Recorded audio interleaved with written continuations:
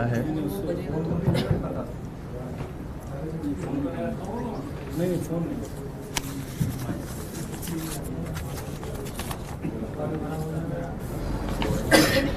जब आप लोग बोलेंगे तब शुरू कर लेंगे। कैसे हैं? ठीक है? आप भी बैठे हैं आज प्रेस कॉन्फ्रेंस में? आप पार्टी छोड़ के पत्रकार बन गए हैं? लिख रहे थे। पत्रकारिता छोड़ के पार्टी में आते हैं, आप उल्टा कर रहे हैं। बैक टू बैक है तो इसलिए मैं आज फाइटर ना लिख के दे रहा हूं। यार ये आईडी ऊपर कौन रख रहा है? अनुमति है, शुरू करें? ठीक। आप सभी का आम आदमी पार्टी की इस प्रेस कॉन्फ्रेंस में बहुत बहुत स्वागत।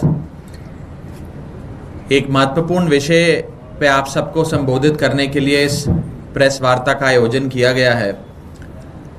साथियों, हमने माननीय मुख्यमंत्री अरविंद केजरीवाल जी, आम आदमी पार्टी के राष्ट्रीय संयोजक अरविंद केजरीवाल जी का इस्तीफा देखा और उस इस्तीफे से पूरे देश में एक बात साबित हो गई है कि केजरीवाल को कुर्सी का लालच नहीं है, केजरीवाल को पद या पावर का लालच नहीं है, लेकिन हां, उन्हें एक चीज की लालसा है और वो है इस देश की राजनीति में नैतिकता की।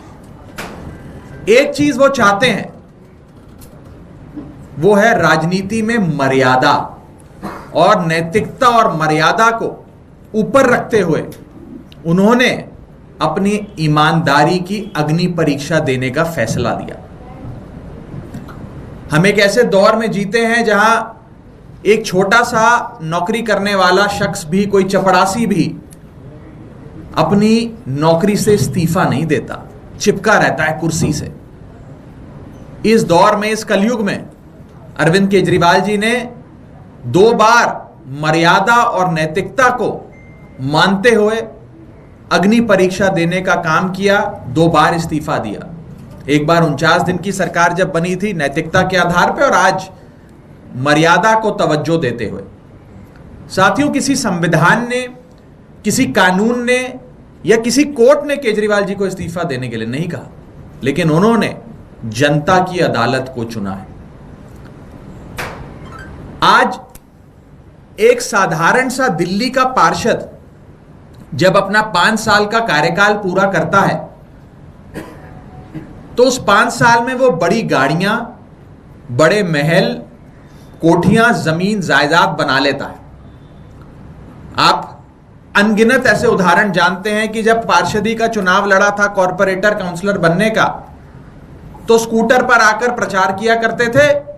अब BMW मर्सिडीज में घूमते हैं और बड़ी 2000-3000 गज की कोठी में रहते हैं। ये एक पार्षद की फाइनेंशियल ट्रेजेक्टरी हम देखते हैं 5 साल के भीतर, जो दिल्ली में हो जाती है।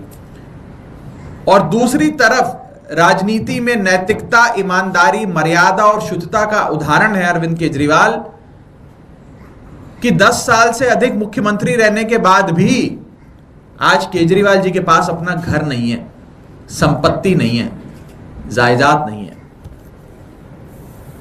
साथियों, संपत्ति ना होना और अपना घर ना होने के कारण अरविंद केजरीवाल जी एक दूसरे निवास स्थान में प्रवेश करेंगे, अपना घर छोड़कर, सरकारी निवास छोड़कर, और सारी सुविधाएं त्यागेंगे। जितनी भी फैसिलिटीज और बेनिफिट्स बतौर मुख्यमंत्री मिलती हैं, उन सबको त्यागेंगे और त्याग करके जनता की अदालत में जाएंगे, क्योंकि ये लड़ाई सत्ता बदलने की नहीं है, व्यवस्था बदलने की है। लेकिन इसके साथ साथ उनके निवास स्थान से संबंधित एक महत्वपूर्ण विषय आज मैं इस प्रेस कॉन्फ्रेंस में उठाना चाहता हूं, बतौर आम आदमी पार्टी प्रवक्ता, सांसद, कार्यकर्ता और बतौर एक नागरिक इस देश का। आम आदमी पार्टी इस देश की फास्टेस्ट ग्रोइंग पॉलिटिकल पार्टी है। 10 साल के भीतर हमें राष्ट्रीय पार्टी होने का दर्जा मिला। कानून यह कहता है कि जब कोई भी पॉलिटिकल पार्टी नेशनल पार्टी बनती है, कानून तहत उसे राष्ट्रीय पार्टी का दर्जा कानून तहत दिया जाता है, तो उसे दो साधन दिए जाते हैं, उसे मैं सुविधा नहीं कहूंगा, दो साधन दिए जाते हैं। पहला साधन, उसको अपना काम करने के लिए एक कार्यालय राष्ट्रीय राजधानी में दिया जाता है। जिस कार्यालय में आप स्थित हैं, अभी यहां बैठे हैं, यह कार्यालय हमें राष्ट्रीय राजधानी में राष्ट्रीय पार्टी दर्जा बनने की बदौलत हासिल हुआ। और दूसरी जो साधन हमें कानून तहत मिलना चाहिए, वो है हमारे राष्ट्रीय संयोजक को एक अकोमोडेशन, यानी कि एक सरकारी आवास। इस देश में कई राजनीतिक दल, राष्ट्रीय पार्टियां बने समय समय पर, और उन्हें समय समय पर उनके राष्ट्रीय अध्यक्ष हों या राष्ट्रीय संयोजक हो, उन्हें राष्ट्रीय राजधानी यानी कि दिल्ली में एक मकान, एक सरकारी आवास दिया गया। वो चुनाव आयोग का कानून है जिसके तहत मिलता है। आज उसी कानून का हवाला देते हुए हम सरकार से ये विनती करेंगे कि मुख्यमंत्री का पद छोड़ने के बाद राष्ट्रीय संयोजक आम आदमी पार्टी अरविंद केजरीवाल जी को, क्योंकि वे एक राष्ट्रीय पार्टी के राष्ट्रीय संयोजक हैं, उन्हें एक सरकारी आवाज मिले। ये हमारी मांग है, मेरी मांग है, बतौर कार्यकर्ता, बतौर प्रवक्ता, बतौर भारत देश का एक नागरिक। ये जो साधन दिए जाते हैं राष्ट्रीय पार्टी को, ये कानून में इसका प्रावधान इसलिए किया गया क्योंकि एक राष्ट्रीय पार्टी को चलाने के लिए आपको एक तंत्र चाहिए, कुछ साधन चाहिए।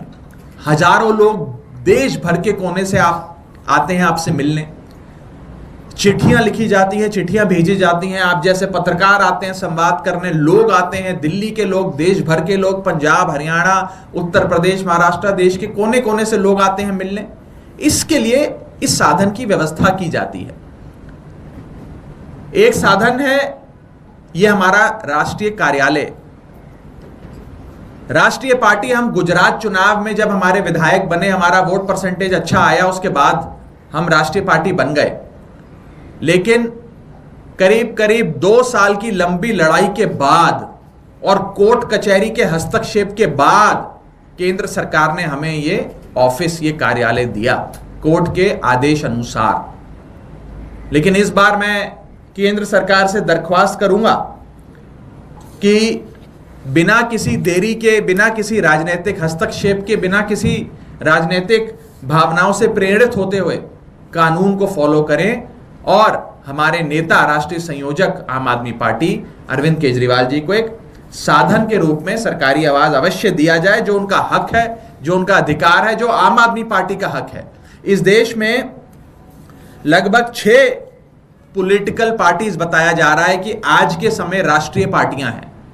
पहली भारतीय जनता पार्टी, जिनके अध्यक्ष हैं जेपी नड्डा साहब, उनको एक राष्ट्रीय घर, एक सरकारी आवास राष्ट्रीय अध्यक्ष होने के नाते मिला हुआ है। कांग्रेस पार्टी राष्ट्रीय पार्टी है, उनके अध्यक्ष श्री मल्लिकार्जुन खड़गे साहब को अध्यक्ष होने के नाते एक सरकारी आवास मिला हुआ है।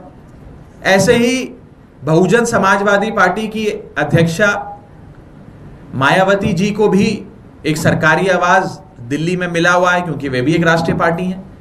ऐसे ही सीपीएम और एनपीपी, 2 और अन्य राष्ट्रीय पार्टियां हैं जिनको यहां पर सरकारी आवास मिला हुआ है। मैं चाहूंगा कि आम आदमी पार्टी, जो 6ठी राष्ट्रीय पार्टी है इस देश की, उसको भी कानून के तहत जो साधन मिलने चाहिए वो मुहैया कराई जाए। और इस संदर्भ में आम आदमी पार्टी आज एक पत्र ministry of housing and urban affairs, जो नोडल मिनिस्ट्री है, उसको लिख रही है। और हम ये अनुरोध करेंगे कि जल्द से जल्द राष्ट्रीय संयोजक अरविंद केजरीवाल जी के लिए ये साधन, सुविधा नहीं साधन, मुहैया कराया जाए। अंत में मैं बस इतना ही कहना चाहूंगा कि ये जो मांग है, साधन की मांग है, ये कानून तहत अधिकार है, हमारा हक है हमारा। और हकों की, अधिकारों की लड़ाई आम आदमी पार्टी लड़ती आई है, लड़ती रहेगी। मैं बस यही उम्मीद कर सकता हूं कि इस कार्यालय को हासिल करने के लिए जो एक लंबी कानूनी लड़ाई आम आदमी पार्टी ने लड़ी, कोर्टों में संघर्ष किया, और हाई कोर्ट के निर्देश अनुसार हमें ये मिला, उतनी लंबी कोर्ट कचहरी की कार्रवाई ना हो, राजनीति से प्रेरित फैसले ना लिए जाएं और तुरंत प्रभाव से, क्योंकि मुख्यमंत्री जी ने अपना आवास खाली करना है, सुविधाएं त्यागनी है, जल्द से जल्द हमारा जो अधिकार है एक राष्ट्रीय संयोजक का, एक राष्ट्रीय पार्टी का, वो हमें मुहैया कराया जाए, वो साधन हमें मुहैया कराया जाए। इस संदर्भ में अगर किसी साथी का कोई सवाल है तो आप पूछ सकते हैं। राघव जी, आपने ये पत्र किसको लिखा हुआ है? ये डायरेक्टर ऑफ एस्टेट्स को लिखा जाता है, जो नोडल ऑफिस है, नोडल मंत्रालय है ministry of housing and urban affairs. तो राघव जी, जब तक ये पत्र हमारे राष्ट्रीय सचिव द्वारा भेजा जाएगा। जब तक ये अलॉट नहीं किया जाता तो क्या अरविंद केजरीवाल उसी घर में रहेंगे? नहीं, जैसा कि मैंने आपको बताया कि मुख्यमंत्री जी बहुत जल्द सारी सुविधाएं जो मुख्यमंत्री पद के साथ आती हैं उनको त्याग रहे हैं। उनका जैसे इस्तीफा स्वीकार होगा, नए मुख्यमंत्री की शपथ होगी, उसके बाद सुविधाएं त्यागने का सिलसिला शुरू होगा।